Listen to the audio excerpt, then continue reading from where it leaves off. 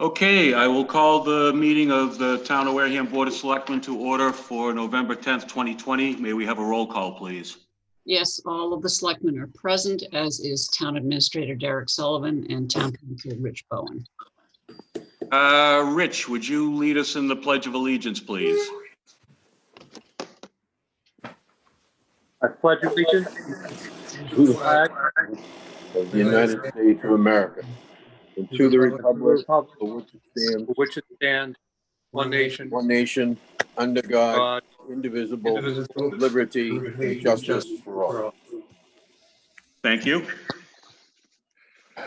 Announcements. I'm going to start with sort of the first one and then give it over to Alan to talk about the Veterans Day, both the virtual and the exhibit presentation tomorrow. So Alan, why don't you take it from here? Okay. The Veterans Day and the Veterans Council, we had to go back and forth because of the governor. As everybody knows, they changed the metrics of how they rated the communities for COVID. We were in the red last week, and the new system, which is pretty unique, moves us into what we call green, and the ratings now is gray, green, yellow, and red. So we've moved down 2 complete notches because what they do now is they take out, if you have a senior, a rehab place that has an unexpected number, they take that out of the system because they want to make sure that don't have to close the schools down when there's really no issue in the schools itself. So the ratings have changed drastically. And we had, I think, 120 communities in the red last week. We have I think 16 now, but it's still an issue, but just so everybody knows that. The Veterans Council will be having a static display at the town hall parking lot from 10 in the morning to 1 in the afternoon. And there'll be people there to keep the crowds moving in an orderly fashion, etc. Also, there'll be the Bob White's video remote of a parade with speaking with different veterans, etc. And I believe, Bob, unless I'm wrong, I think it starts at 10 o'clock in the morning on WCTV. And that's it. Okay, thank you. Patrick. I don't really have anything, but that's an interesting chart change, though. Population has been adjusted for population and so on. Of course, as we all know, if you have 1,000 people and you have, 1 person, that's, a smaller amount than if you have 100 people with 1 person, you know what I mean? So they finally adjusted it for population, which, as I understand, the Board of Health guys have been saying for a long time that they would like to see that happen, and they finally did it. And it's really, really changed the outlook a little bit. Even though we still have to be vigilant, at least we know that we're not, over the top. So. Okay, thank you. Jim, announcements?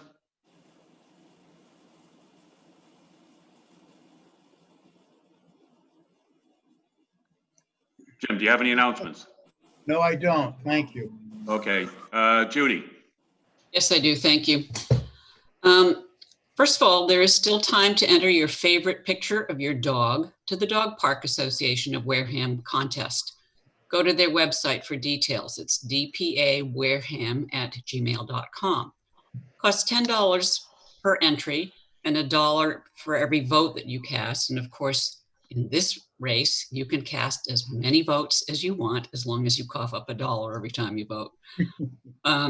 There will be a calendar published, I think, after the end of November. The winner will get 2 free calendars, and the 12 runner-ups will get 1 free calendar.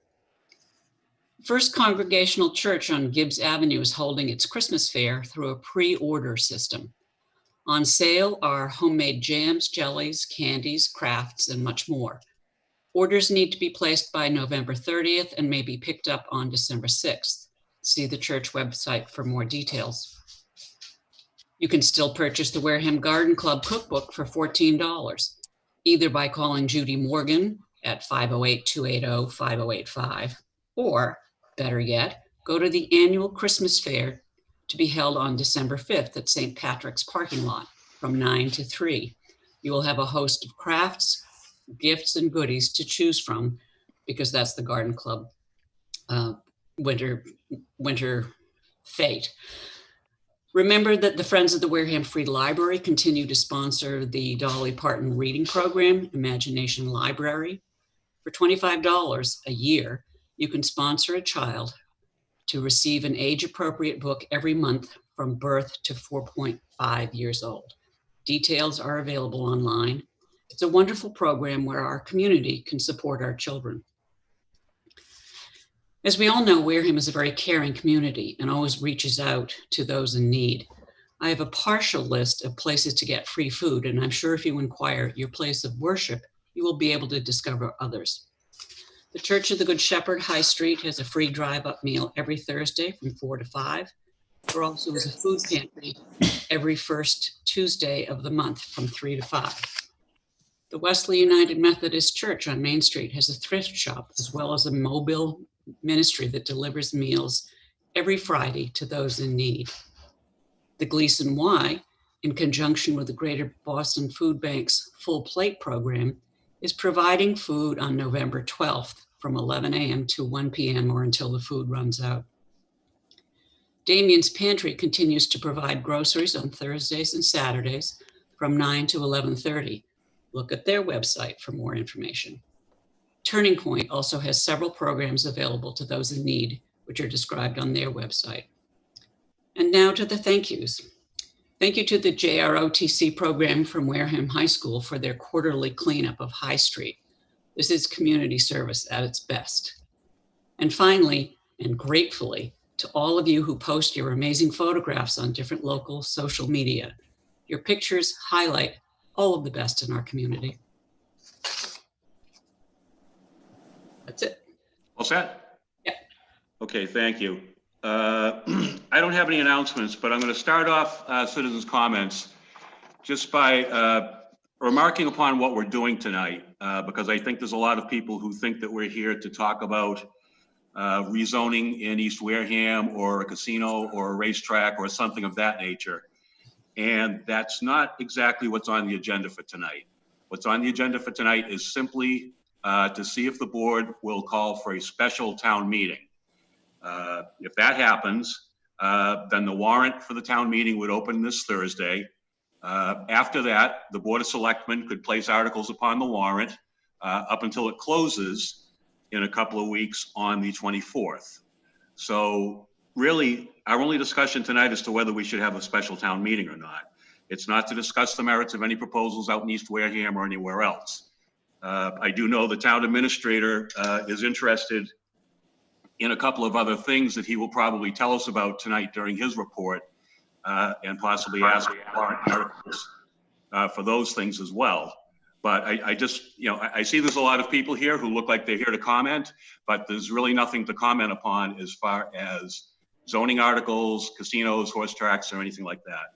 But with that in mind, I will take Diane Kenny first. If we could get Diane Kenny's mic on, great. Diane, I know I communicated with you earlier on Facebook, but I just wanted to reiterate that tonight. I totally understand that. My question is actually about a comment that was made last week. Okay, and again, questions don't always get answered here. Sometimes we take them under advisement, and sometimes we don't do anything, but go ahead and pose your question, please. Last week, somebody mentioned that there was a meeting between 4 select persons and the NOTOS group. And I just wanted to know more about that meeting. They met, there wasn't one meeting. They met individually with 4 of us. They invited 5 of us, and I'm just putting this out here for the public. They invited all of us individually. They had their representatives came down. They talked about why they wanted zoning, with me anyway. I wasn't party to the other conversations. I wasn't part of the meetings with them. 4 of us did participate, and Selectman Manise chose not to. Do any of the other board members want to comment about the meeting? Well, I can tell you this. I mean, I listened to what they had to say, and it's nothing I hadn't heard before. And, The only thing that I'm interested in here, as far as tonight goes, is possibly creating a special town meeting so that the town people can turn out and decide whether they want to do something or not. We don't know what's going to be on that warrant yet. We have no idea. There'll be lots of other chances to, there'll have to be if there was a zoning change, it'll have a planning board, public hearing. I'm sure there'll be a presentation in front of the selectmen as well. There'll be plenty of times as far as whatever they want to do. But remember, they've withdrawn what they were going to do. So all they're asking us to do is to attempt this zoning change that they would like to see. But that's not what we're here for. We're just here to decide whether we're going to have this town meeting or we're not. Yeah, so if I may, unless, Oh, go ahead.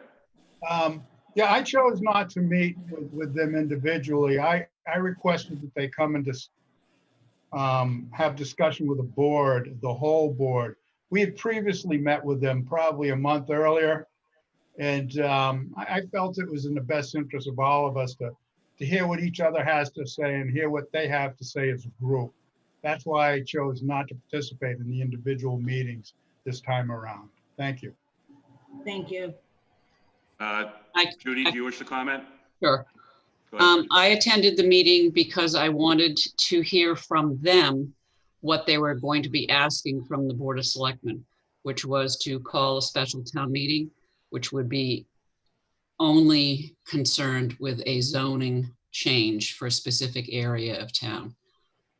That was all we discussed, was that zoning change and how it would impact the town.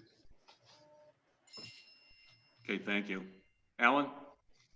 The discussion was pretty straightforward. It was strictly again about possibility of a special town meeting. And that's really all it was about at that point. We didn't go into any other details because it would be inappropriate. Yeah, and just to wrap up, from my position, I'm sure people did pay attention when they came before us and made their presentation, and we had the discussion with them, and that's the same as what I was presented when I met with them individually. So there's no difference. They're asking for a zoning article. We'll see if one even gets on the warrant. Remember, these things happen in steps. First, we have to decide whether we're even going to do a special town meeting.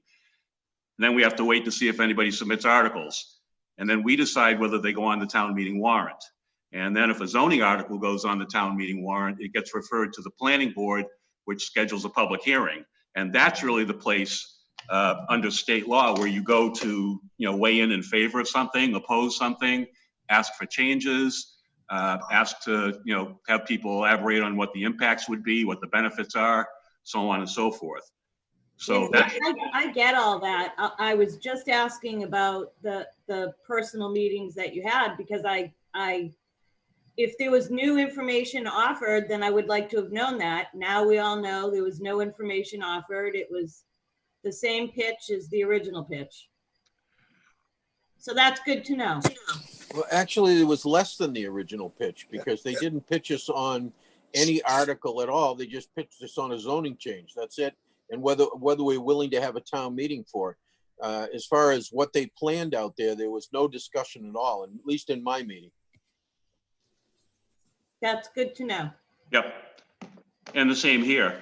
And, they will certainly have to be available to answer questions about what their intentions are at a planning board hearing. That much I can assure you. The planning board does a pretty good job with these hearings. We've had them before. We've had well-attended ones, by the way. I know when we did the marijuana rezoning for the public hearing, we must have had 50 or 60 people in the selectmen's room. It was standing room only because a lot of people wanted to weigh in and hear what was going on, and I would fully expect the same sort of thing here. Now, how that's going to take place in a COVID environment, whether it's going to be Zoomed, whether meetings will be opened back up in town buildings, I have no idea. But there will be a public hearing if there is an article that goes on the warrant. I look forward to it. Great, thank you. Now, I see names here, I don't see faces, and what I would like to do is see if, we can go through one by one, and I can ask anybody if they wish to speak to the board, if they would raise their hand. Okay, I see Ms. Morales has her hand up.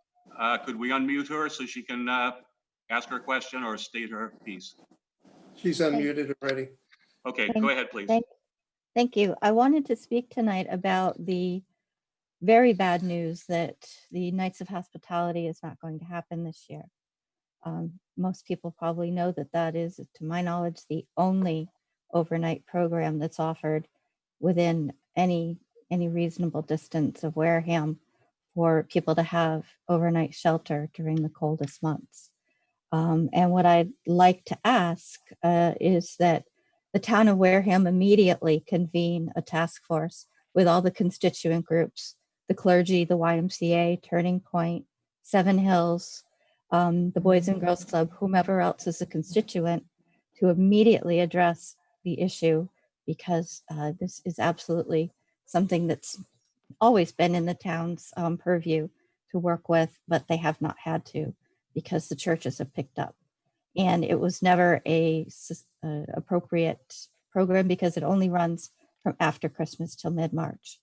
And that we also immediately suspend the 14-day hotel stay bylaw until May 1st, which would allow the hotels to have people legally stay longer than 14 consecutive days. And that the town also immediately seek all state and federal funds available for emergency housing, and that the town lobby Susan Williams Gifford and Mark Pacheco to obtain whatever funds are available for the town. The homeless are not invisible here in Onset, nor are they expendable. We cannot have people freezing to death on our very literal doorsteps.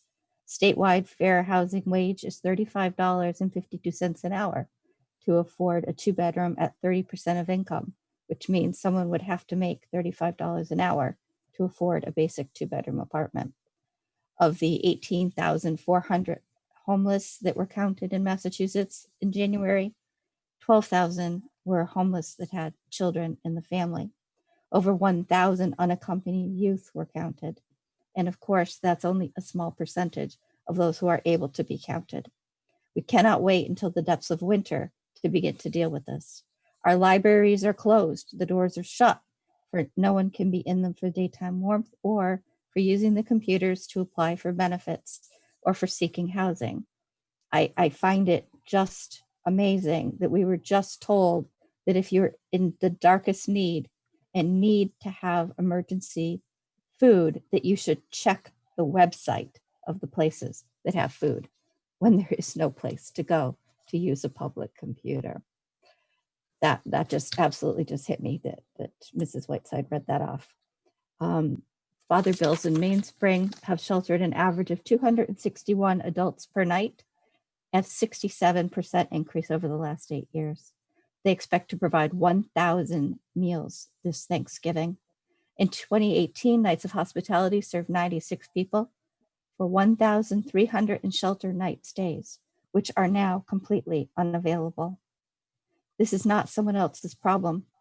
The last report on homelessness that I was able to locate for Wareham was in 2014, 6 years ago. Separate issue completely from the 40B and other affordable housing solutions for the town, but those have been pushed to the back burner and they need to be brought to the fore again. This is urgent and it's nonpartisan and it's on our absolute doorstep. It requires leadership and action. The Nights of Hospitality was never the full answer, but now we have no answer.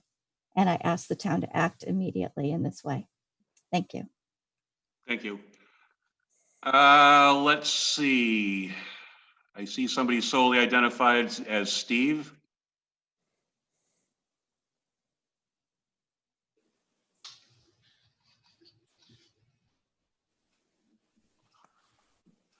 Okay. Christian, Bob, can we unmask Steve?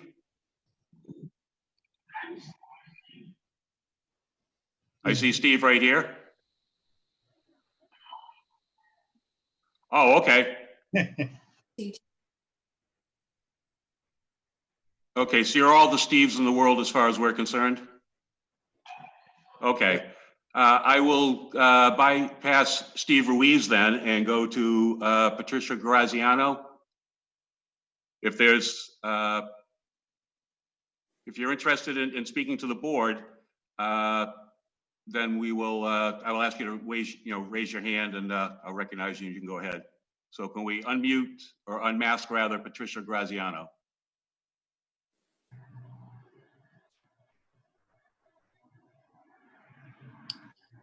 She's here. I'm all set. Thank you. Okay, thank you. Let's see, Ms. Bradbury is here for an appointment, but why don't we go to Patricia Gately?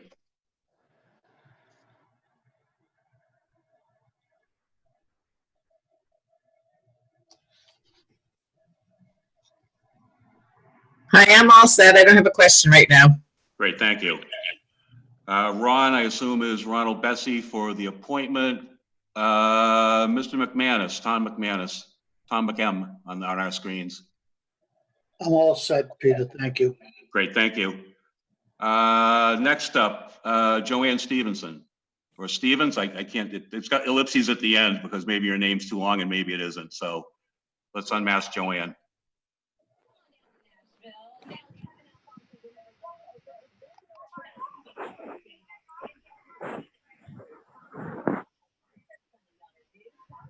Hi, I'm all set. I just wanted to just take in the meeting. Oh, okay. Thank you very much. All right. Thanks for your interest. Owen Egan.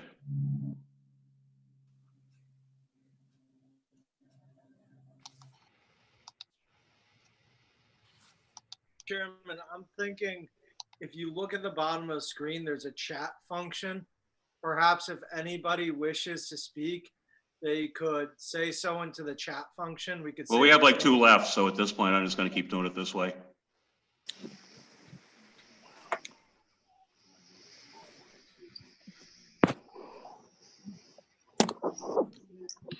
Mr. Chairman, I have no public comment. Thank you.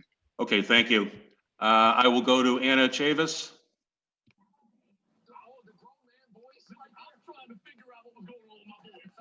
Anna, are you there? Yes. Hello, I'm decommissioning bonds. Excuse me, did you wish to make a comment during citizens' comments? No, thank you. Okay, thank you very much. And I'll go up to Kerry's iPhone, and I think that's the last one. Kerry's iPhone, did you wish to make a comment? Could somebody unmute her or him so that I can hear the response? I'm just here to watch. Thank you very much. Okay, thank you. Seeing no one else under citizens' comments, I'll move down to board comments. Alan? Okay, also in conjunction, I'll let Derek speak about it later on. With the change in the ratings and stuff, the basketball hoops, etc., becomes available, and Derek can explain what's happening there. I'm not going to go into details on that. The other piece that came up today is the MBTA has started to announce cutback in services. The actual meeting is November 16th. There's an advisory board which I participate in. We'll find out what kind of services will be cut. I am concerned about services basically going from here up north, especially possibly with the Lakeville, trains is north and etc. We'll see what happens because of the lack of people traveling because of the COVID. The MBTA, because their deficit, is cutting back service. There was a lot of noise today about the ferry service from Hingham over to Boston being shut down, among a couple other things. So we need to watch that and see what happens, how it will affect our residents here. And I think that's, yeah, everything else I can do later on. Okay, thank you. Patrick? I'm all set. Jim? I'd like to follow up on a previous speaker. I know we provide funding through the CBDG towards the homelessness, and maybe there's some way that funding could be moved from where it's been allocated into another area in order to help offset the changes in the Knights of Hospitality. That's all I have to say. Thank you. Thank you. Thank you. Judy. I just would like to follow up on something that Mrs. Morales said. I believe she's collecting sleeping bags and bedding materials on the pier, and I believe that's this weekend. She has started up a de facto way of helping some of the homeless, and I just would like to add that. And I think it's this weekend. Thank you. Okay, thank you. I guess I don't have anything. I'd just like to once again thank the people of the town for the way they've comported themselves during what's turned into the election season. People have, for the most part, been pretty good. They get a little snarky on Facebook, but they're not beating each other up in the streets, and that's a good thing. Appointments, reappointments, and interviews. We have the Open Space Committee. Now for this is a little different because usually we have one slot, one person, two slots, two people. Here we have 2 slots and 4 people. We have 2 people who have come recommended by the Open Space Committee. We have a 3rd person who applied a long, long time ago, and we have another person who stepped up and applied. What I'm going to ask the board to do is maybe a little bit of sort of ranked choice voting once we're done interviewing these 4 candidates. And that is to have each member pick the 2 candidates they would like to see on the Open Space Committee. We will then tally it up, see who has the most votes and so forth, and I will ask for motions for those 2 people. And hopefully that suits the board. Okay, with no further ado, why don't we start off by interviewing Ronald Bessie. So we'll need to get Ron up.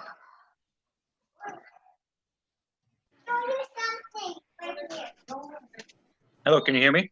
Yep. Okay, perfect.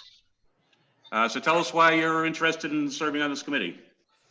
Well, I'm interested for several reasons, but one of them is I would really like to get involved with a lot of the open areas that we have here in town. I'm currently working with the Swift Beach Improvement Association on some potential ideas for the Swift Beach playground. Because I live in the Swift Beach neighborhood. I have 5 children, so being able to have a usable park for not only my children, but the children of the community is very important to me. And I'd like to, be able to see something like that happen. And I think being part of open space will allow me to work on that project, but also other projects that might come up in town in the future. Okay, thank you. Any questions for Mr. Bessie? Alan? I just want to thank Ron for stepping up. It's really critical because the Open Space Committee needs somebody to lead in areas. We've had a couple playgrounds done recently, and each time they had a member of the Open Space Committee was the person who actually had manned it and got it done. Without someone that lives in the area and actually is going to work at it, it doesn't happen. I think it's extremely important that Ron gets put on this committee for that reason. Thank you. Okay, Patrick, any questions for Mr. Bessie? No questions. Good. Jim, questions? I just kind of like to know if you've been, if you're going to have the time to put in for the committee and working with the playground. I know you're a busy person with your jobs and your 5 children and other things you have going in your life. So if you could just address that. And plus you're on the Conservation Committee, which takes up a little bit of your time. Thank you. Absolutely, and I completely understand the concern with the time. This is a very important thing to me, especially being someone with young children in town, going to be in town for a very long time. I think it's very important to take whatever time I can dedicate to that specific project, but other projects in general, to make it a priority on my list of things to do. to find time to make it work, because it's not something in my eyes that's really an option. It's something that needs to happen, and my goal is to do whatever I can to make it happen with people in the town and whoever might be willing to step up to help with that process. Okay, thank you. Judy, questions? Would like to ask Mr. Muniz's question slightly differently. About how many hours a month do you think you would be able to dedicate to this, Ron? To the open space committee? I'd probably say from a monthly perspective, probably 15 to 20 hours a month if it was necessary. Okay, and can I just ask how much time you're spending on the Conservation Commission, not just at the meetings, but the homework stuff? Well, I probably spend a couple hours a week just doing research on conservation in general, but also looking into projects as they come across my emails from David, just to see what's going on, taking time when I can to go down to different projects to check out the landscape of what's going on. So I'd say probably right now I dedicate probably 3 to 4 hours a week, not including the meeting time in research and homework. Okay, great. And I believe Mrs. Slavin had indicated to me that, or maybe Mr. Pichette, somebody told me that you guys on the, you people on the Conservation Commission were being given some training. Has that occurred? Yes, we're going. We've had several different training sessions with Mr. Pichette on the off Wednesdays of meetings, just to kind of really talk about not just the town, but just state laws in general and how it in regards to conservation. Thank you. Great. I don't have any questions. Thank you, Ron. We will go to the next applicant, Helen Bradbury. So let's unmute Helen and get her on the screen.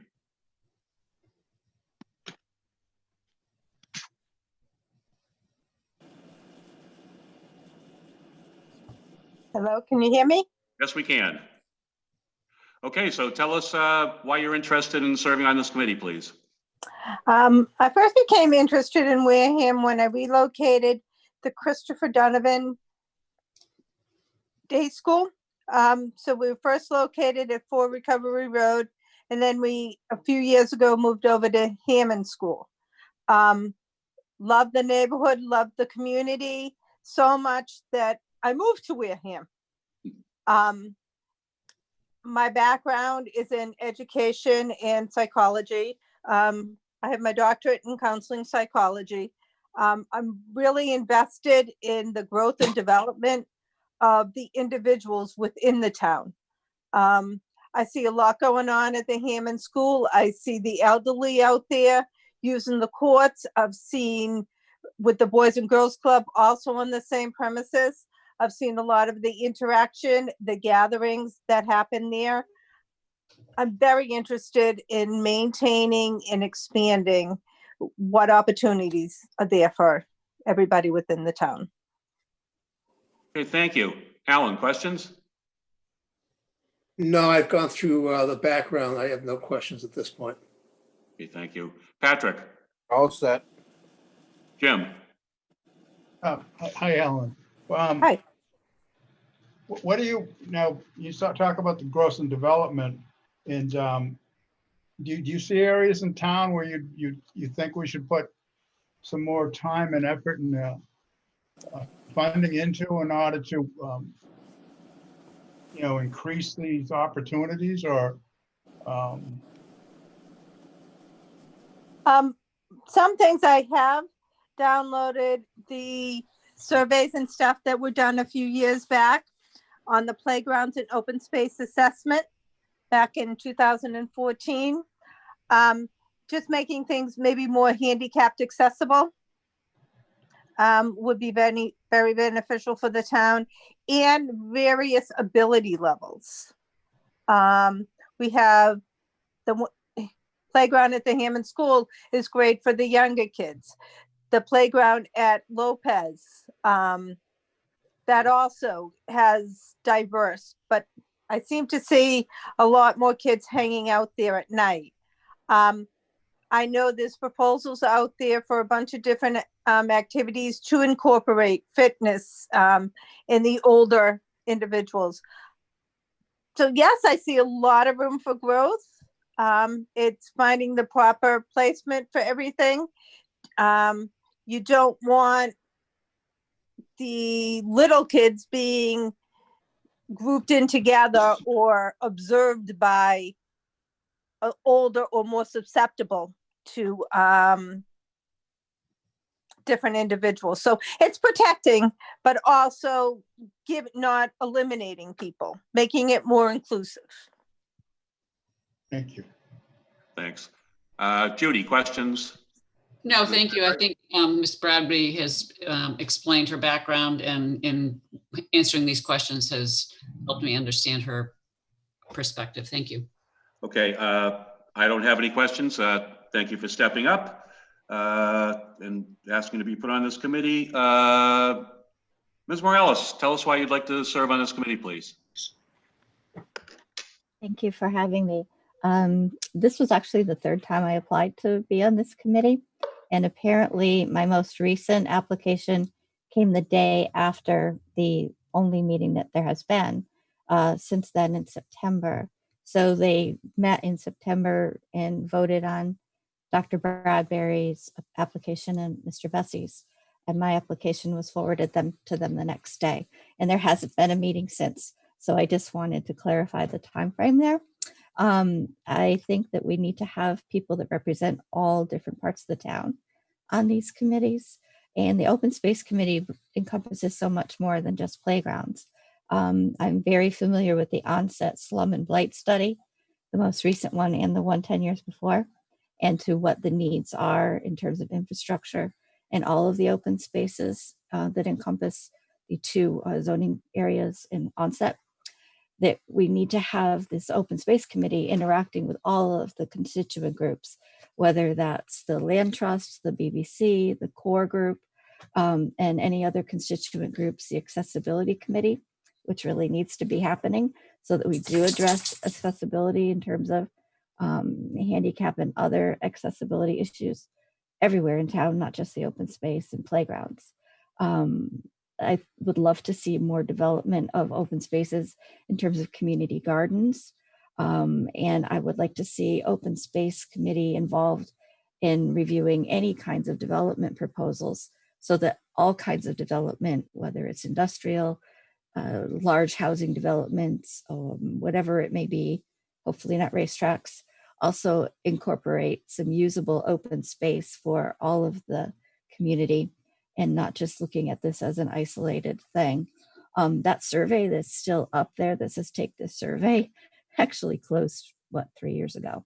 So there is no more input being sought in terms of that, which is unfortunate. I've also been attending the Conservation Commission training meetings on Wednesdays that are on the off weeks. So I do understand how open space and conservation work hand in hand. I've always known that also as a licensed real estate broker. I've been licensed for about 12 years in Massachusetts. So I'm very familiar with the benefit that good open spaces can have on the property values of any community. One of the first things I did when I moved here 5 years ago was to get together volunteers to go over and work on the playground on North Boulevard. We painted, we cleaned, we installed mulch, and we did that all without having to go to the town. Actually, it took 3 calls to find out from the town whether or not they were responsible for that playground. It now has new signage, it has new fencing, and that's all through the volunteer group that we started. So not always just going to the town asking for more money. It's encouraging people to take care of what they have. So I would love to see all of these things integrated. The core group does great things, but none of these things should exist in isolation. Okay, thank you. Alan, questions? No, I actually worked with Lisa when they did that playground years ago, way in the beginning. So I know very much about it. Thank you, Lisa. Patrick? Nope, all set. Jim? Hi, Lisa. Hi, Jim. Have you had any, have you spent any time working on the bike path or with the bike path groups in the area? And do you see anything moving forward in that, or how that would be affected by open space? Or That's a great question, actually. I did speak against the Bike Path Committee being dissolved.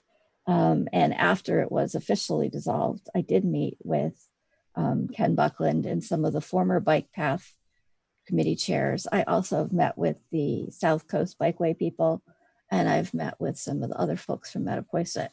Very concerned about the bike path ending at Mattapoisett and picking up again in Buzzards Bay. I think that there's a really big opportunity to have that bike path coming right through Onset, quite frankly, and being an asset to all of the businesses. But unfortunately, right now, that committee's been dissolved. Just want to make a correction. That bike committee was never dissolved. The members just never re-upped. Actually, it's my memory of the board actually voting to dissolve it, and maybe Peter could correct me, but I was there and I spoke against dissolving it, and then it was immediately thereafter dissolved. I don't believe so. I believe the people stopped. There was two different committees. One was the Friends for the Bike Path Committee, and another was the Bike Path Committee. Myself and Ken Buckland are the only ones actually participating in the bike path. As a matter of fact, I just came from a meeting today, so it's still being done. Unfortunately, it's being done by two people in town only. I had actually volunteered to be on that committee, and then it was dissolved. It was someone dissolved after, yeah. Yeah, someone else volunteered today, so we need to have that committee back in place. That'd be great. Good, thank you. Let's see, Judy, any questions for Ms. Morales? No, I was interested to hear that you are attending the Conservation Commission meetings training. That's interesting. What have you learned there that you could share with us? Dave's fantastic at getting really into the, literally into the weeds about what the processes are, what each and every application looks like. We worked on riparian rights last Wednesday, which is fabulous. Riparian rights, rivers. So he gets really down into the actual nitty gritty of what each and every application needs to have, and what the other types of laws that impact on each and every aspect of it. So that's been really interesting. I have applied for that committee and been recommended as a non-voting member. That's what's available right now. But currently I do not have any other committees that would be a time commitment. Okay, thank you. I don't have any questions. Thank you for applying. Let's see, we have one more applicant, Charles Person. I don't see Charles's name on the screen, but I see a telephone number that ends in 67. Is that you, Charles?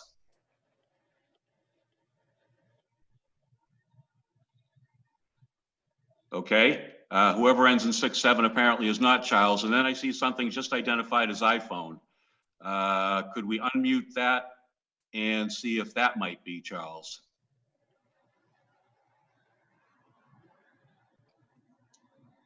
Person showing up on our screen is iPhone. Are you Charles? I feel like I'm running around looking for my mommy here. Okay, apparently Charles is not with us tonight to be interviewed. So I guess that concludes the interviews. If we could mute the applicants for the time being. I will go around the board and ask the members for their two preferred candidates, and I'll start with Alan. Okay, as everybody knows, I pretty much like to follow procedure and normal precedents. We've always had a requirement that we take basically whatever the committee advances to appoint people, and that's who we usually do it. I mean, we don't have to do it that way, but it's just something that's been done, at least for me, for the last, well, since 2006, 7, when I first started getting involved with committees and stuff. And I'm going to basically lean that way. My understanding is, I could be wrong, but I believe Mr. Bessie and Helen have both attended meetings and nobody else has. So in this particular case here, I'm going to recommend Ron Bessie and Helen Bradbury into those terms. I want to be Okay. consistent in how I've done this right That's along. fine. So we've got you down for Mr. Bessie and Ms. Bradbury. I'll go to Patrick. Okay, so I'm a little concerned about Mr. Bessie not having enough time to, he's already sat on one committee and he's kind of new, which kind of makes it a little more difficult for him. So I'm a little concerned about that and his ability to, especially with 5 kids. I can tell you one thing, I got too involved when I was young, to be honest with you, when I had a boatload of kids, and really put a lot of burden on my wife. And she was none too happy about it. And I didn't hear about it until many years later, just so you know. So I know how that can be. And, you know, I guess he's doing a pretty good job, I heard, on the committee he sits on now. So that's a little concerning. Helen Bradbury, I actually have no problem with whatsoever. As far as Miss Morales is concerned, she's a very disruptive influence. She has been into our offices and abused individuals in our offices. And Miss Morales couldn't get my vote, no how, no way. I think she would be a total disruption for whatever committee she sits on. As far as Charles goes, I wish I knew more about him, because I'd probably be willing to do that. But if they need 2 members, which they happen to need, I'm going to have to go with Ron and Miss Bradbury. Okay, so I've got you down for Mr. Bessie and Ms. Bradbury. Jim? Yeah, you know, I understand what people are saying. I'm willing to give individuals a chance. And I think, I don't know if,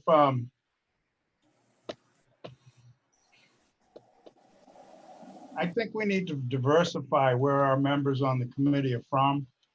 I don't know if we have anybody from the Swifts Beach area or that portion of Wareham on open space.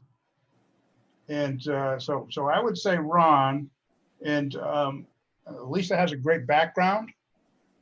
Helen, she's been in the town a few years. As at the Hammond School with her school program. She's just recently moved to town. And I'm willing to give people a hand. I think Lisa has a great background. And I don't think, I would hope that she would not be disruptive. So I'm going to say Ron and Lisa at this point. Okay, thank you. Judy? Thank you. I'm going to go with the 2 people that I know who have been to the meetings.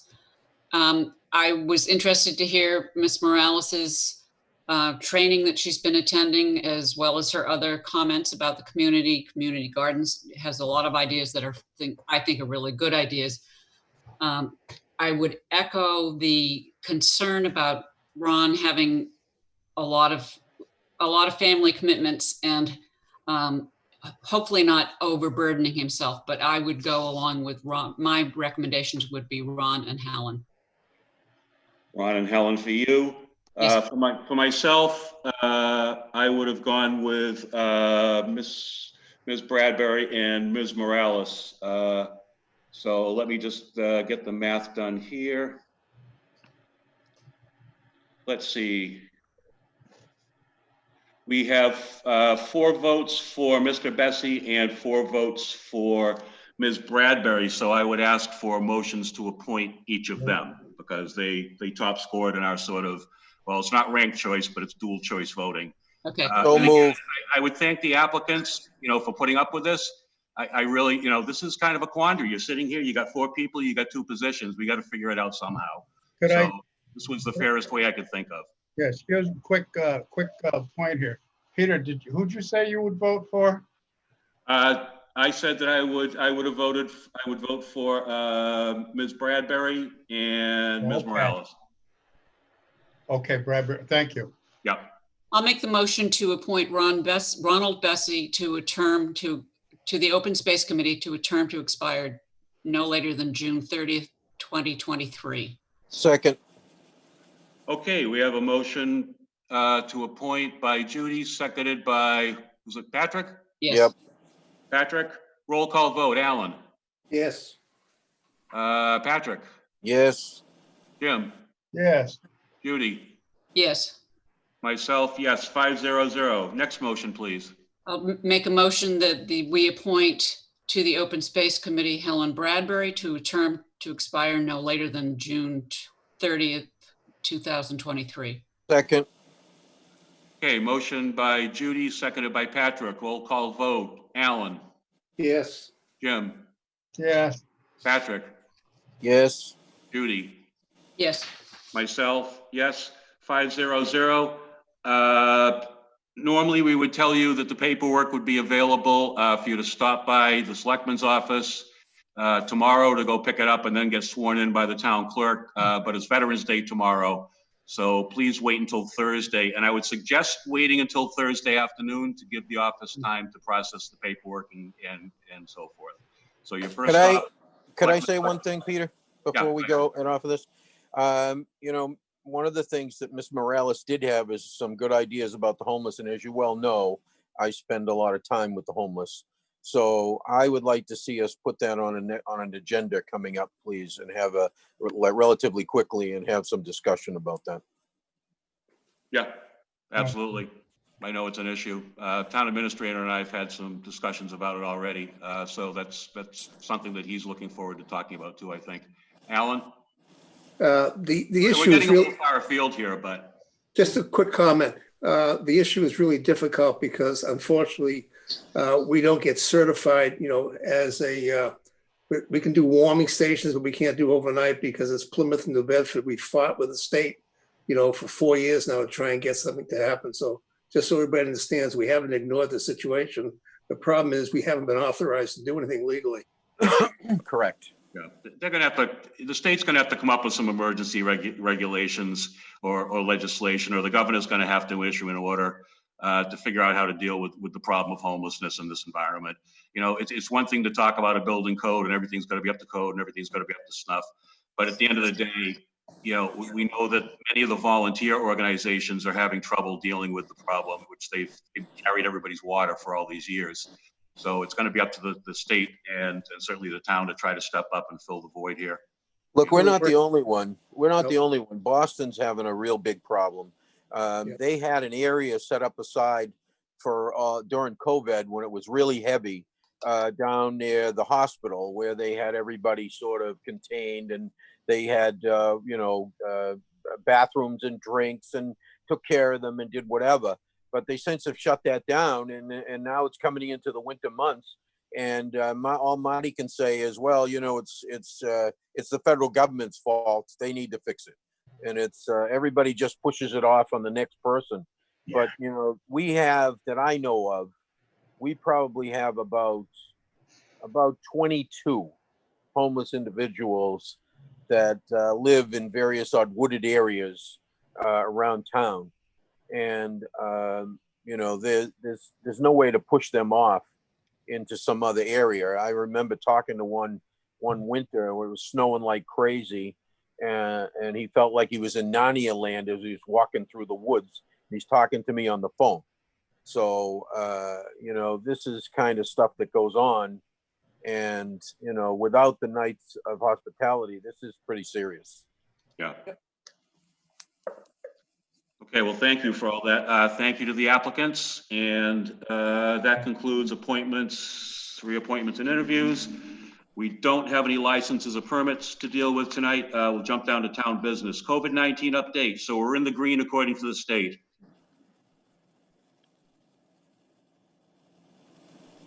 That'd be Derek, right? That would be Derek. Yeah, they changed the dynamics on it. I did not get a report this week from Mr. Ethier, so I can, I'll talk to you when we get one up. Okay. Is there anything else in relation to COVID-19? No, I think we're good right now. Okay, let's jump down to refuse update. I know there's some news here. Yeah, one quick, if I can just jump back to town administrator on the COVID-19. Yeah, sure. Mr. Sullivan, did you say in an email to everybody that you're putting up the basketball hoops again? Oh, yeah, we said when it turned back to green, we'd put them up. So when last Friday we got the notification, we talked to the maintenance, so they should be up by the end of the week. Great. I think that will make a lot of people happy, and thank you. You know, can I say one thing, Jim, if you don't mind? No, Let's, can we also add a caveat to that the people have to act responsible? They can't be having a lot of games and things like that. They're supposed to be playing as individuals and keeping distance and wearing their masks and doing whatever, because otherwise that could raise us up quickly and they could lose the hoops again. Right. So they need to follow the protocol. It's very important that they do that. I'm glad to see them. I'm glad they're going to be able to get out there and do something because they really needed it. And this is terrific, but they've got to pay attention. Rules. Follow the rules. Yes, I don't sir. know if we post any, but it's an important thing. Rules are good. Yeah. So on to trash, I guess. Well, that's. I think one of my fellow selectmen usually sits to my right. Said, you know, that was my thing, but it was a trash. We had a meeting yesterday with the Carver, Marion, Wareham Regional Refuse District. Mr. Sullivan was there, as well as the town administrator from Carver. The majority of the board, I think 7 members were there. Some news people, another selectman from Carver.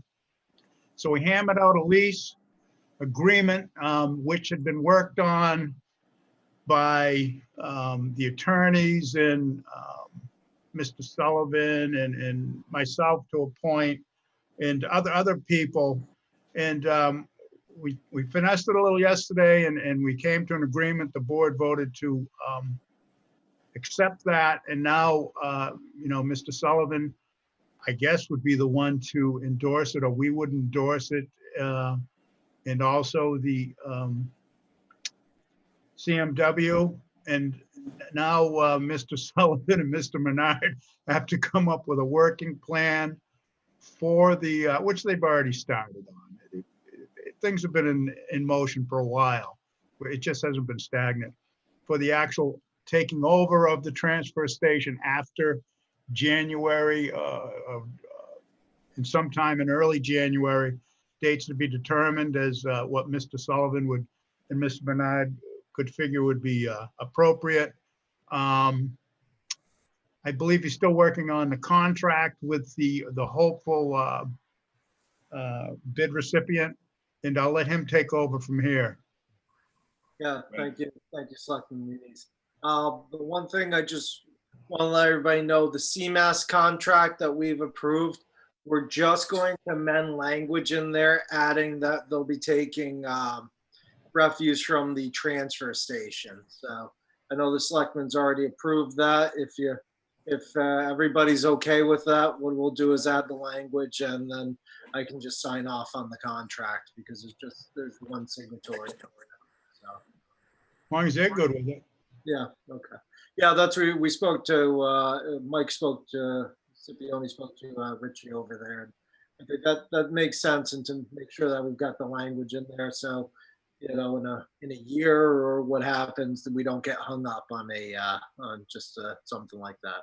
So, Yeah, go ahead. That's the next step. Meeting with staff on Thursday as well for trying to get the billing out. The biggest thing to get going will be the transfer station. That's of the greatest concern for January 1. Those that have private haulers, you know, that the curbside can come online, you know, February, March, or what have you. We'll try and get that done as soon as possible, but the transfer station is the one that's the key element, so that those that do not currently have private haulers are able to continue to dispose of their refuse. It will look different. You know, it's going to be, we're trying to make some changes. It will be policed a lot better, for lack of a better term, because, you know, right now it's CMAS basically taking their own trash over there, so they're not watching as closely. But we could be charged for things put in there. There'll be no construction or demolition. So it's going to be a lot different experience. And we hope to move some of the recycling containers. Mr. Menard's been great. He already has an idea how to keep traffic from crisscrossing on there. So it's a bunch of the steps. So this will be what will be driving me crazy for the next 6 weeks. So. Yeah, and just to let you know that we had met with an owner of a business over there to Rochester about 2 or 3 months ago. Dave Menard and Jeff Osuch, who's the executive director, myself, and Lou Tarantino, just to get some ideas what he thought. He's been in the business for a long time. And we met again about a month ago, myself and Dave and another individual. Derek, I believe, just met over there with Jeff Osuch and Dave. So the eyes have been on there and looking at issues. I'll go there and sit down the road and watch the situations on Saturdays, just to see, what's causing the problems. I know Mr. Sullivan will be working out some agreements with Carver and possibly another town if they're interested in utilizing the services. So there's a lot going on and a lot of moving parts still, but I think we overcame a large hurdle by getting the lease signed. I think that's it for right now. Thank you. Derek, anything else?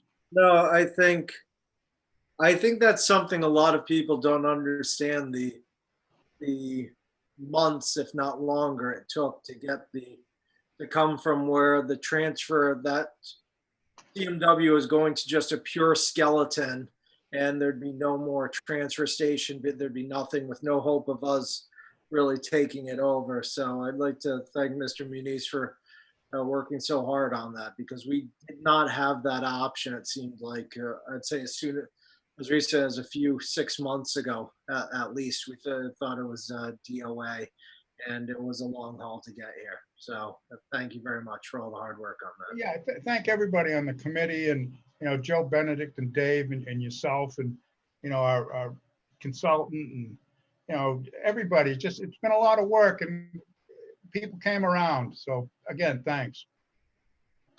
That's it for trash. That's it for trash. Okay, we will jump down to item C, which is the host community agreement with Beachgrass Topicals. Hello. Has everybody had a chance to review what? Their submission, and you're ready to vote to authorize the town administrator with the assistance of the planner to go forward and negotiate this? I'm all set. Okay, Alan? Yes. I'll just ask, are there any questions? No. Jim, any questions? Can you go through the rest of the board for a minute? I might have missed something, but if it's just standard stuff and everything is good, I'm fine with it, I guess. I probably just missed a big section of the agenda. Okay. Judy? I'm all set. Okay, so I guess we're all set. Can we have a motion to authorize the negotiation, please? So moved, and allow Derek to sign the agreement. Second. Okay, motion by Patrick, seconded by Judy. Roll call vote. Alan? Yes. Patrick? Yes. Jim? Yes, but I'd like to, I'll just stop in and talk with Mr. Sullivan on this. But yes, okay? Yeah, and just for the public's information, we're not voting to authorize the agreement. We're voting to authorize the negotiation of the agreement, which will then come back to us for a subsequent vote, assuming there is a successful negotiation. Judy? Yes. Myself, yes, 500. Go ye forth and negotiate, I guess. The solar bonds, Judy? The paperwork is not in order. And I have asked that that be put back on the agenda for next week. There was a change of ownership, there was a change of names, there was a change of a whole bunch of stuff, and we did not have that documentation in time for it to be reviewed by everybody. Okay, that's fine. I will not ask for a motion on that. Down to item E, discussion on vote to whether to call special town meeting. You know, I had Peter, put, yeah, go Peter, ahead. Before we start, sorry, I was in town hall and I was going through the decommissioning bonds. I was hoping to see the actual bonds and what company is issuing the bonds and what the transfer process is available to them. We've always had the issue where a company can put a bond up, you use a company for the bond, and then sell that bond to somebody else, and it gets lost over a period of time, and thing gets basically dropped, and we never find out about it. So I'd like to see also the actual bond and who's holding the bond, et cetera, because it was missing, and unfortunately, I got to the office too late today for them to be able to get that information to us. Alan, or excuse me, Mr. Slavin, there's an enormous amount of paperwork missing on these applications. Yeah. Yes, we both agree. Yeah. Well, Judy, I will hold off even on next week until I hear from you that you're satisfied. Yeah, that's fine. I got to get it posted by Thursday anyway, so. Right. Yeah, I don't think that we'll be ready next Tuesday, to be honest. If we are, let me know. We'll put it on. Yeah. Okay. Thank you. Back to item E, discussion and vote whether to call for special town meeting. I'll turn this back over to Derek. He had requested initially the special town meeting, but I think he might have some more things that he's looking for. Yeah, let's see what I got. So the one thing is we need to try and get that solid waste bylaw done sooner rather than later. And I have the language here for you, which this is what went on in Franklin. So it says no permit for the removal of solid waste from residential buildings containing less than 3 dwelling units, and we'll move that over to 4, shall be issued by the Board of Health of the town of Wareham pursuant to GL Chapter 111, Section 31A, except to the person or persons having a contract with the town for the curbside collection of solid waste from such residential dwelling units located therein. Nothing contained in this bylaw shall prohibit the Board of Selectmen, it's the Board of Health, excuse me, from issuing temporary permits pursuant to GL Chapter 111, Section 31A during any period of time when the curbside collection of solid waste is not being performed by a person pursuant to a contract with the town. This bylaw shall also not prohibit the Board of Health from issuing permits pursuant to General Law Chapter 111, Section 31A for the removal of solid waste from any commercial buildings or residential buildings containing 4 or more dwelling units.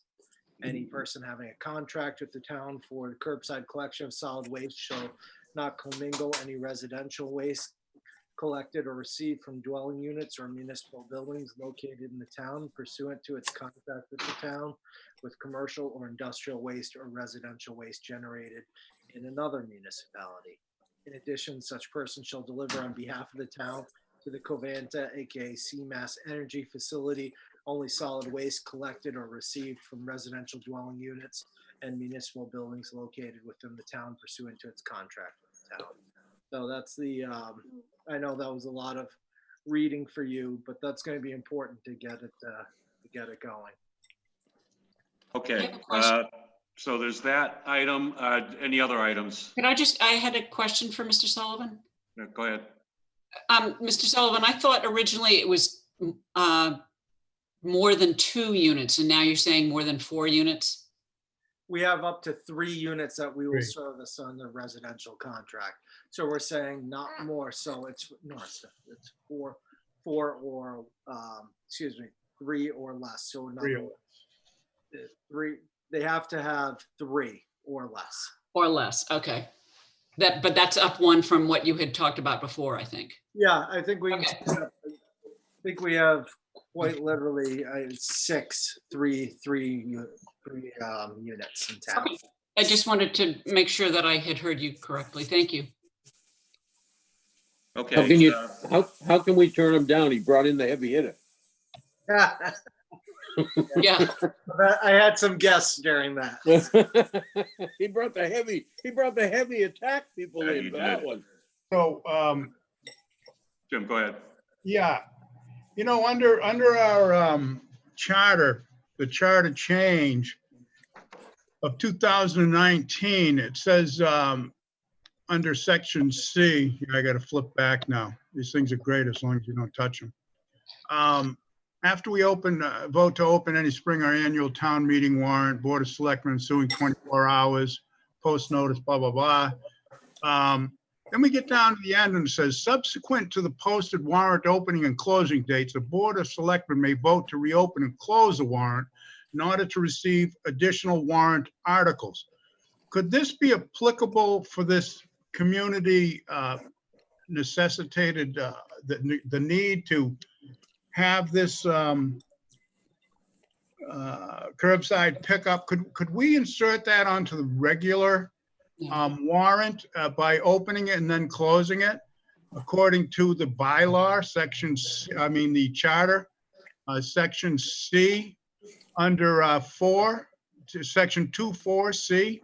I think the problem The answer to that is no, we cannot, because Why not? because the date for that meeting has come and gone and it was postponed. Had that suggestion been made before the date of the October 26th meeting, it was a possibility, but it is not a possibility now. Well, let me, through you, Mr. Chairman, to Attorney Bowen. I don't see where it says that, because we moved the date of the meeting, so that would give us more time to do it. But if that's okay with Chairman Titlebaum to have Attorney Bowen address that, I'd appreciate it. Yeah, my understanding was the same as Judy's, that warrant reopenings are okay up until the original notice date of the meeting. But I didn't think that the emergency gave us any ability to go in after the fact. But Rich, can you speak to that, please? Yes, thank you, Mr. Chairman, through you to Selectman Muniz. The issue here is that the warrant has already been posted.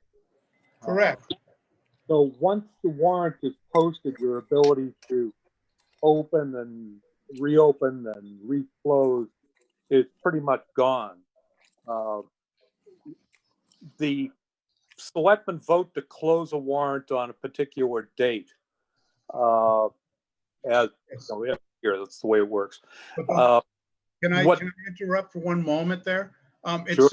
It says subsequent to. That means thereafter then, right? It's not before.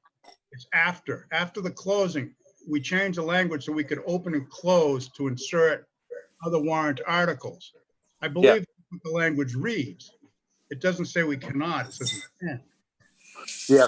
But what I'm saying is, once you post the warrant, your ability to open and reopen and reclose the warrant is gone. That language pertains to events prior to the actual posting of the warrant. Subsequent to the posted warrant opening and closing dates. I thought that meant after. So really, it's useless language, or am I just misinterpreting the whole thing? Well, it's kind of getting dropped on me at the last second here, but I don't think it's useless language, because ordinarily you'll vote to close a warrant on date X. Let's suppose something comes along after date X and the warrant hasn't yet been posted. You can then vote to reopen the warrant to put on this, I'll call it an emergency warrant article. It doesn't have to be an emergency warrant article, but we'll call it that. You've got something that all of a sudden you discover that you need. So you vote to reopen the warrant, That's right, it on, and close it again. That's no problem. But you can only do that as long as the warrant hasn't been posted, because you'd have to post an entirely new warrant, because you have new warrant articles on the warrant. And so it's a different town meeting than the one you had posted before. And if I may, it also has to do with the fact that the original date of the meeting was October 26th, and that has come and gone. Well, Mr. Chairman, if I may, that's correct. That's an additional factor. You Right. know, the moderator has recessed and continued the meeting for a particular town meeting with a particular warrant. And now that all those things have happened, if you don't have the power to reopen that warrant, you could post an entirely different warrant for that town meeting and have a special within the annual. You could do something like that, but I'm sorry, I think that boat has sailed as to reopening the now continued town meeting. Yeah, I just brought it up and we'll talk about it another time. Yeah, I really think it's there for the, okay, we think we're done on Tuesday night. We vote to close the warrant. And then, you know, Selectman Meese goes into the office on Wednesday and says, oh, geez, we forgot to put this one on. Hey, guys, can we reopen the warrant briefly and just put this one article on? Yeah, okay, fine. Open, close, and then get it back to the constable on Thursday to go post. Hey, subsequent to. Yeah. We'll talk about it another time. Subsequent to the closing, but before the posting. So it's a very narrow window. I didn't say that. Okay, I'm good. Yeah. Okay.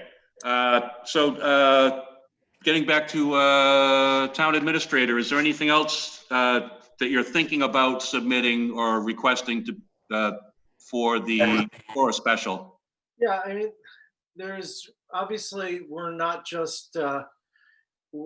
talking about the articles tonight and stuff like that, but I think it would be very good to get this going. It's the push off to the 28th was obviously a little difficult, but I think we can manage some of the items on there, but there's a few things we need to get going, so. There's two things. One.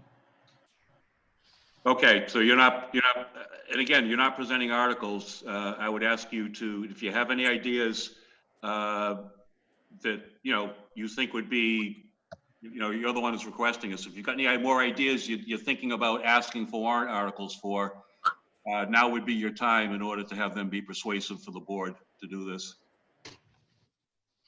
So I would beg to differ. I'm not asking for this town meeting.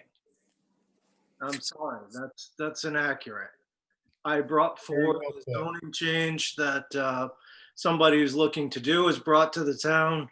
So I don't know why this would be. Thank you for clarifying that, because there's a misunderstanding out there about that. I had a feeling you would say that, so. So that's why you kept on needling a little there. Absolutely. So no, yeah, I'm not requesting a town meeting. However, we have that. We've been approached by another organization, a recreational organization that's interested in Westfield, getting something up and running over there that we've been talking about. As you know, we've been very successful with Wareham Girls Softball and Wareham Soccer Association. There's a lot more property in that area, and I think we could potentially move forward. But looks like, if you remember the old Westfield article, I was just coming on board, I believe, when that was going on. It secured some of that property for a certain percentage for just senior housing, which we know was just, it never went forward for the multiple RFPs that went out. And we know that that's not necessarily an ideal spot. The town originally took it for recreational purposes too. So this has been an ideal use. So we would need to probably rescind that entire 2010 article, and then also do a lease, which would be part of all this. And I think it's if we're going to be holding it, we can attach some of these, which I think are pretty much they make sense for the community, but it's always up to the community to vote for them. Okay, thank you. I would also note that the moderator is every bit as concerned, and actually more concerned, about a special town meeting that would contain a substantial zoning change. I think we made very clear when we spoke with Attorney Taccio from the notice group that don't, looking at what we're seeing for COVID numbers and everything else, the likelihood of this going forward in December is slim. So they've been put on notice that there's, potentially that issue. We trust in our moderator to make the right decision for the town. We trust in the moderator to make the right decisions for public safety. We're the ones who call the meetings. She's going to be the one to decide when they go forward, where, and under what circumstances, because she has that power both under the emergency legislation that has gone through, and also in general, she has that authority under General Laws, Chapter 39, Section 10A. If she feels that there's potentially an article on a warrant that's going to cause triple attendance or something like that, she has the authority right up to the time she goes into the town meeting hall and sees that she's getting overwhelmed to continue the meeting to a different location and a different date. So she has the tools at her disposal to deal with this. I think we all understand that if a zoning proposal goes forward, it's going to be controversial. It's going to be a big ticket attendance item. And I want it made clear that if town meeting gets put off for this, I don't want to hear a single word, said about the town moderator's decision to move a meeting off if that's what she decides to do. I want to make clear that this board stands behind her 100% in all of her decisions in that regard. With that in mind, is there any other discussion on this? Alan? You got to turn on your mic, Alan.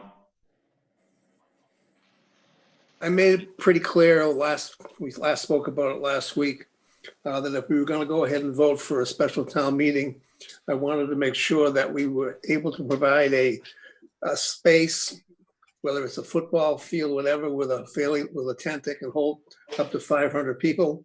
So everybody has a chance to speak and talk about this particular article.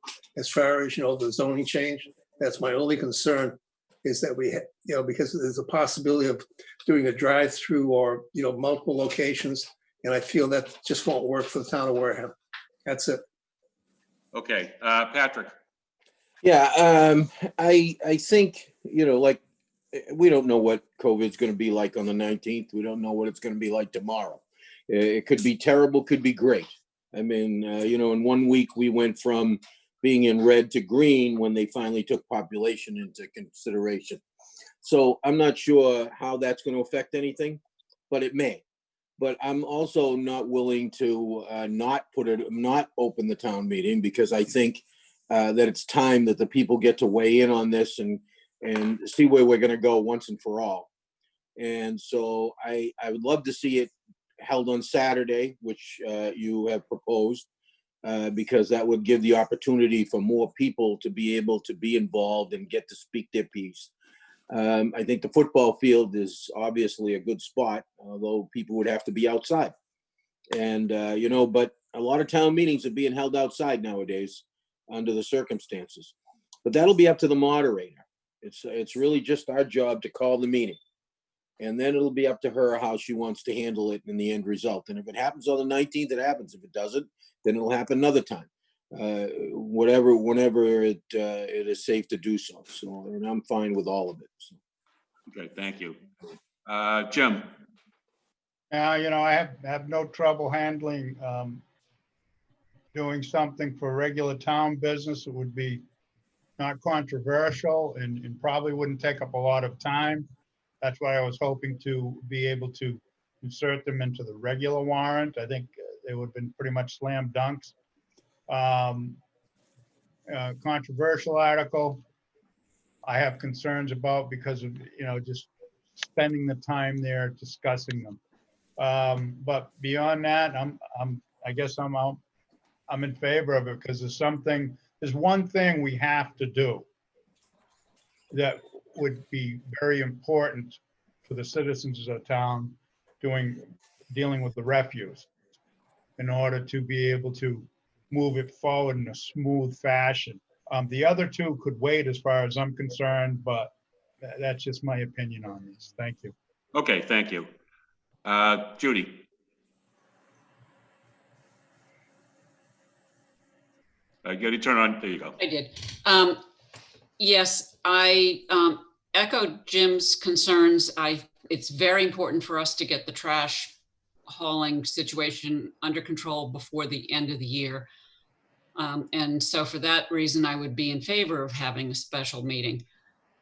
I think it's really important for us to recognize that while the colors may have changed and while some populations may have been removed from the metrics, the indications are still that the COVID virus is increasing and that people are still, being affected by it. The current regulations, I believe, are 25 people in a group. So in order for us to have a town meeting that would allow several hundred people to come to talk about something that might be very, very controversial, would require a lot of planning and a very large space.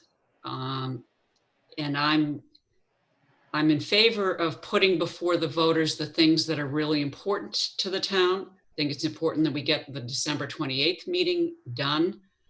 But I also think it's extremely important that we guarantee the safety of the people who would want to attend these meetings. Yes. And I agree. And, once again, whatever the moderator decides is what is decided. And also, whatever the moderator requires, remember, one of the proponents of a potential article, and, without a town meeting called, we don't have any articles. I just want to reiterate that. They have said that they would bear the cost of this. So I'm putting that out there on the record as well. If that article gets on, then they need to bear the cost of this meeting. So, And if it doesn't?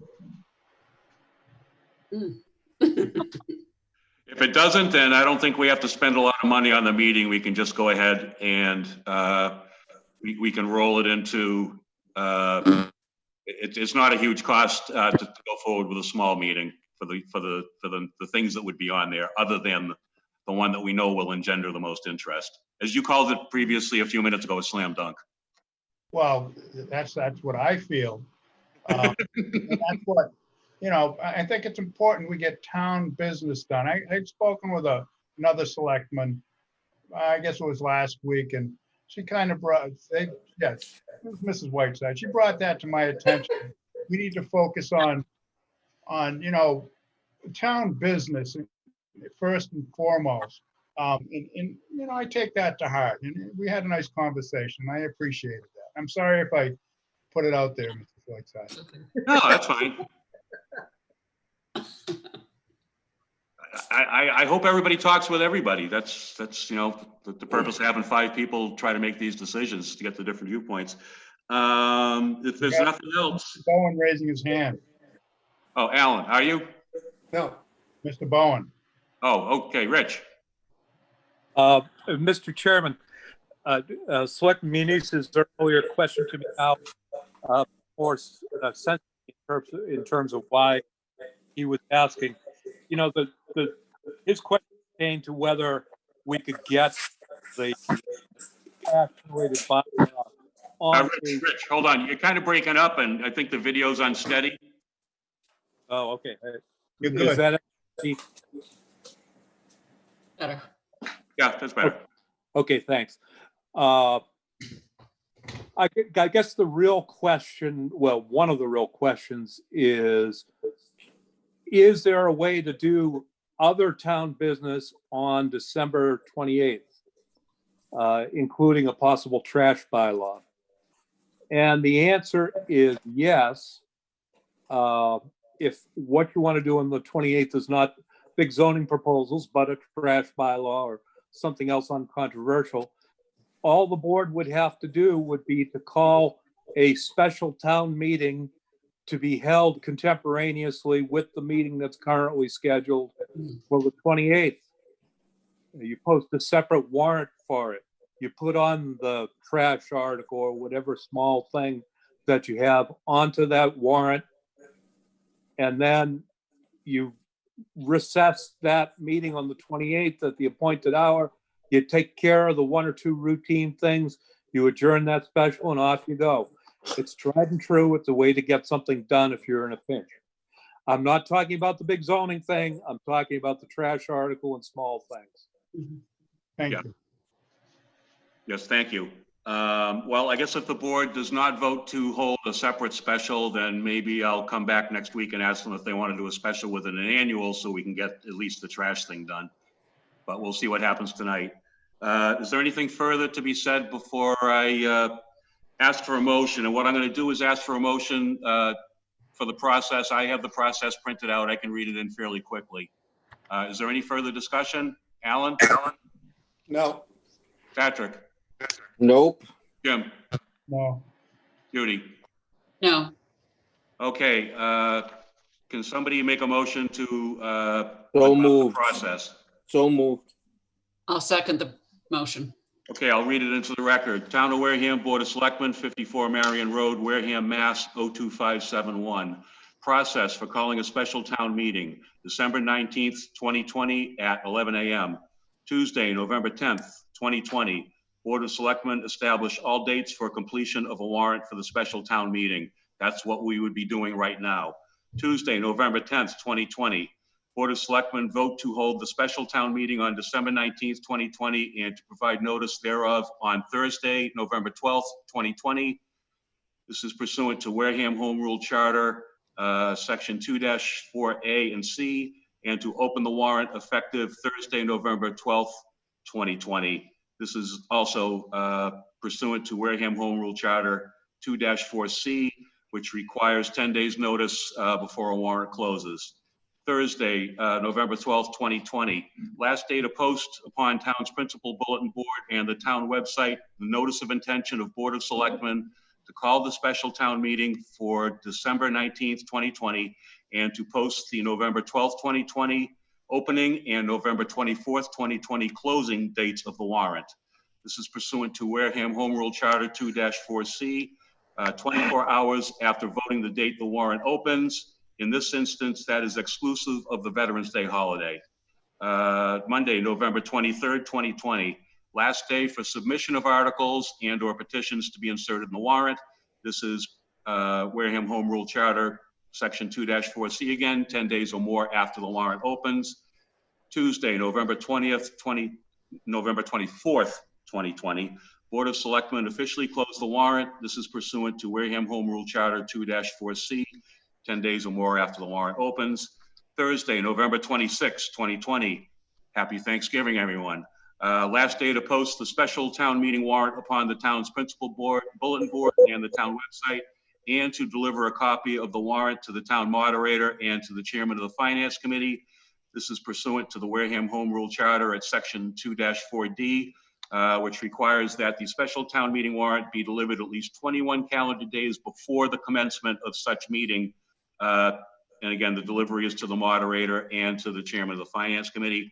And then the final date would be Saturday, December 19th, 2020, commencement of the special town meeting. So that's the remainder of the motion. I'll do a roll call vote. Alan? I have a question. Go ahead. May I have a question first? Yeah. Go ahead. Okay. How are you going to post something on a holiday? I'm not. I'm going to post this on Wednesday, which is a day off for town hall, but I've already made arrangements to meet with the clerk, and we will get the constable in here.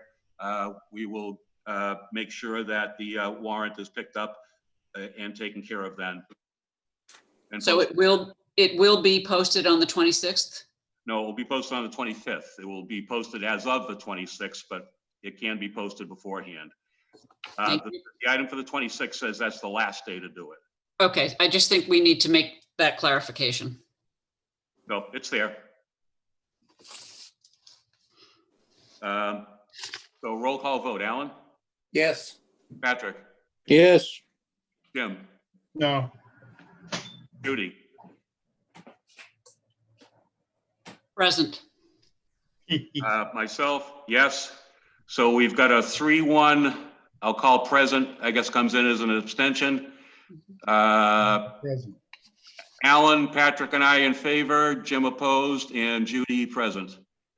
So we will go forward with this then, and we will await. Remember, the warrant opens on Thursday, so at that point in time, we can begin to receive the articles. Thank you very much. Now I'm going to read the notice of the special town meeting in the form of a motion. Can somebody make a motion and I'll finish it off? So moved. Okay, motion by Patrick, second. Second. Seconded by Alan. Okay, I'll finish the motion. Town of Wareham, Board of Selectmen, 54 Marion Road, Wareham, Mass. 02571. Notice of December 19th, 2020 special town meeting, Commonwealth of Massachusetts, Plymouth Shire Town, to either of the constables of the town of Wareham. Greetings. In the name of the Commonwealth of Massachusetts and in accordance with the provisions of Division 1, Article 1, Section 2 of the bylaws of the town of Wareham amended, you are hereby directed to notify and warn the legal voters of the town of Wareham that a special town meeting has been called by the Board of Selectmen to be held at 11 a.m. on Saturday, December 19th, 2020, at which time the business of the town meeting shall be transacted. The warrant for said special town meeting shall open on November 12th, 2020. The last day for submission of articles to the office of the Board of Selectmen at the above address to be inserted in the warrant is Monday, November 23rd, 2020. The warrant for this meeting will close on Tuesday, November 24th, 2020. And you are hereby directed to post this notice upon the town's principal bulletin board on or before Thursday, November 12th, 2020. Hereof fail not and make due return of this posting with your doings thereon to the town clerk, given under our hands at Wareham this 10th day of November in the year 2020. A true copy attest. Wareham Board of Selectmen, Peter W. Titlebaum, Chairman, Judith Whiteside, Clerk, Alan H. Slavin, Patrick G. Tropiano, James M. Manise. So we have a motion and a second. Roll call vote. Alan. Yes. Patrick. Yes. Jim. Sure, what the heck? I mean. Judy, we getting a what the heck out of you too? No, you're going to get a yes. Okay, and a yes from me, so that one is unanimous. This will be available in the office. I would prefer to have actual signatures if we could on this before we get this thing posted on Thursday. So that's going to be a little tight since we're closed tomorrow.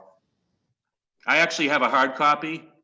I can certainly get it to Alan and Judy. I can get it to you guys and then take it from there. I don't know how we want to do it. I know Patrick's out of here at like 4 in the morning. I ain't getting up that early. Well, we'll hook up somehow. Okay. So we'll get the thing signed and get it so it can be posted. You're gonna post it tomorrow? No. No, tomorrow's the holiday. It's gonna be posted on Thursday, but I'm gonna try to get some signatures tomorrow. I suppose we could verify by email, but I would just prefer to have actual signatures on it. Let us know what's going on tomorrow. We'll figure something out. Yeah. Okay. I'll be in touch with you guys by text afterwards. We'll figure something out. Okay. So that's taken care of. We have on here continued discussion and votes to recommend warrant articles. Now, obviously, we don't have any on this one. On the other warrant, do we have any new information from the town administrator where we would be in a position to make a recommendation on the outstanding ones? No? Okay, I'll move on from that. The dog's telling me the meeting's over. Any business within 48 hours? Alan? No. Patrick? No. Jim? Nah. Okay, Judy? No, thank you. I suppose I should ask Derek because it's usually his business. Any? No. Okay. Town administrators report.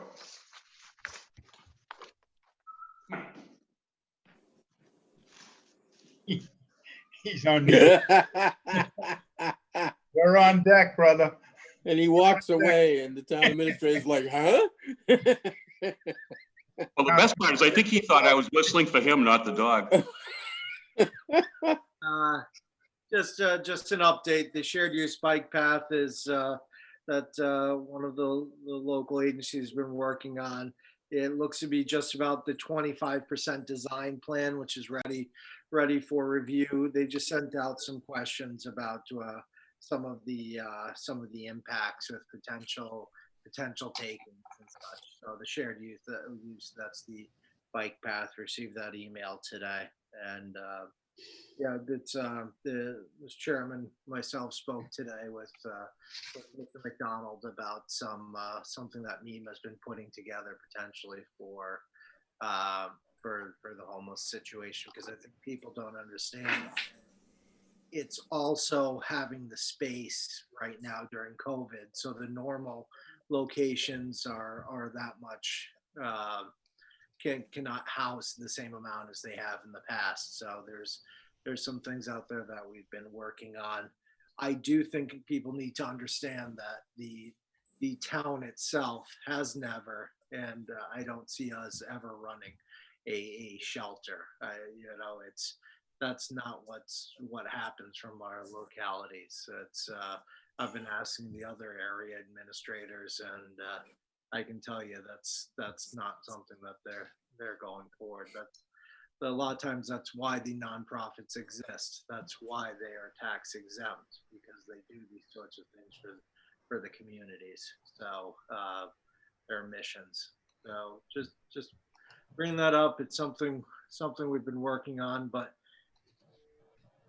I think a lot of times there's I look at it that sometimes our community is like a hand in that, but except with this, it can't quite make a fist because everybody's pulling in different directions, and that's one of the problems that we often have.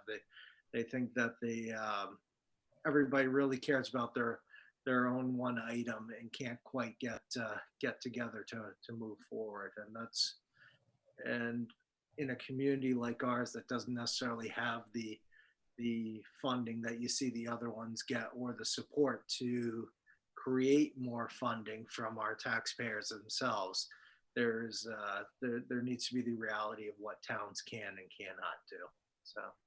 So I think we need to do that reminder every now and again. So Yep. Thank you. Anything else to report? You good?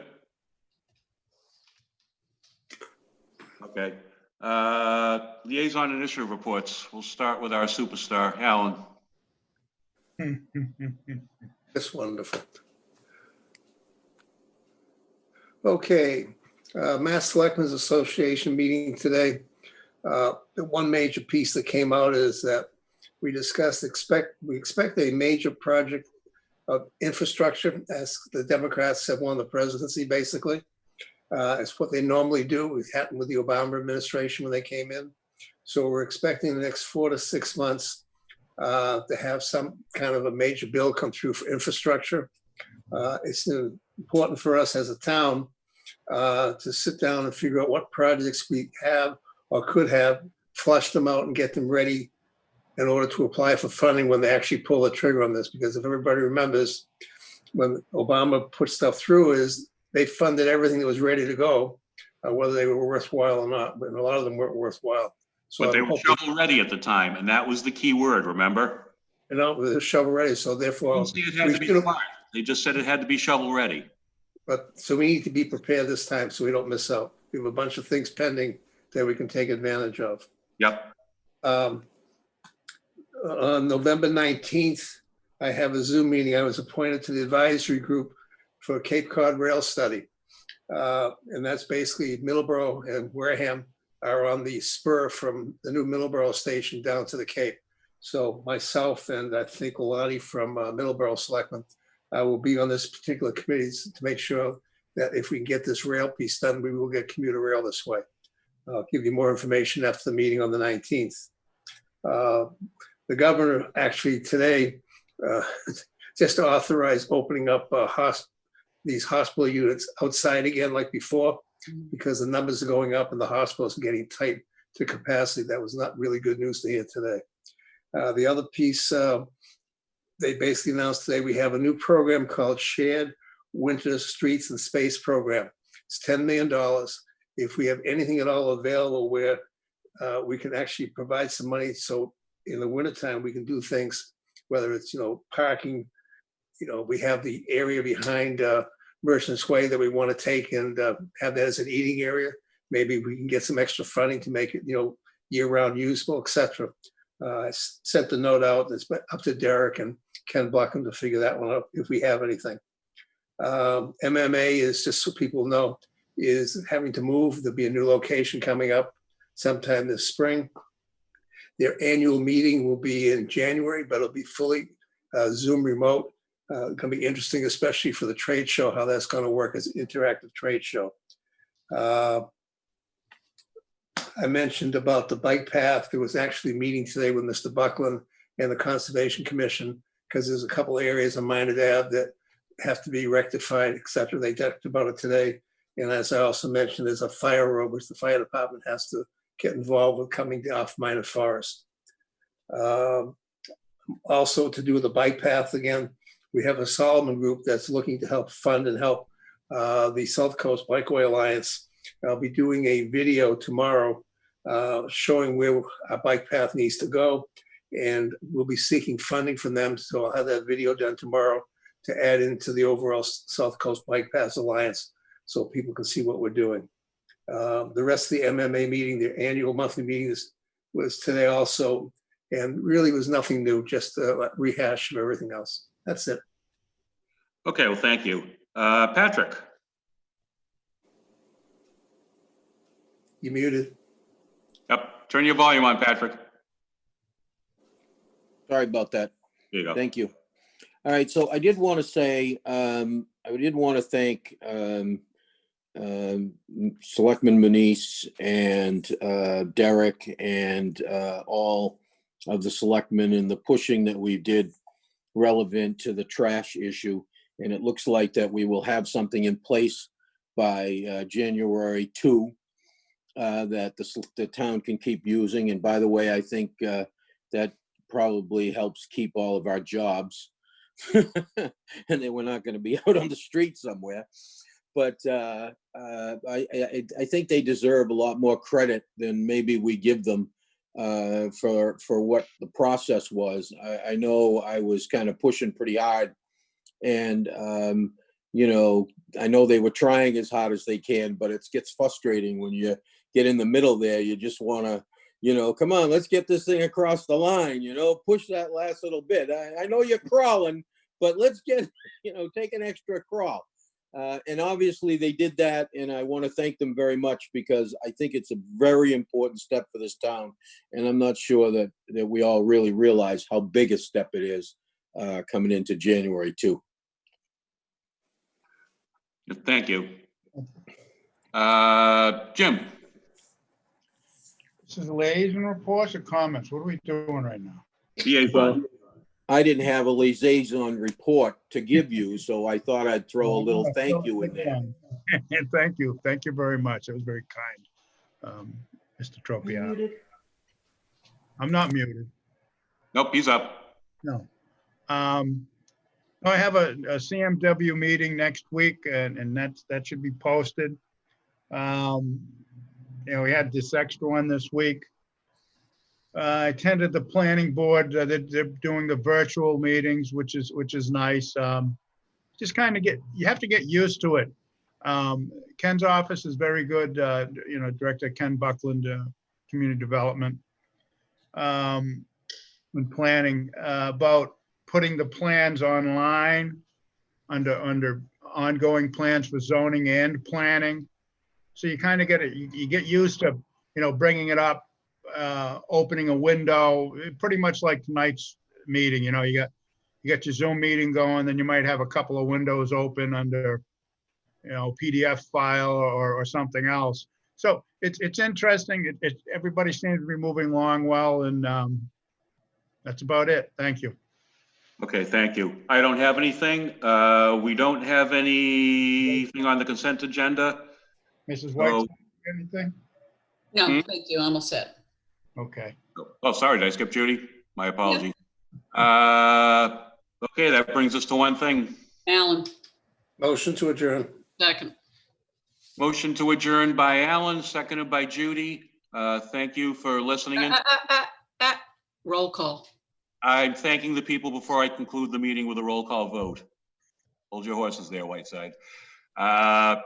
You know, I see quite a few people had logged in to see what's going on tonight. All of the things that may or may not, well, if they don't take place, it doesn't matter. But if if there's a zoning article, if it goes on the warrant, you will have ample opportunity to weigh in at several points along the process. So we look forward to that if that's what takes place. No, roll call. Alan, Yes. Patrick, Yes. Judy, Yes. Jim, Yes. myself, yes. Meeting is adjourned. Thank you, Wareham, and good night all.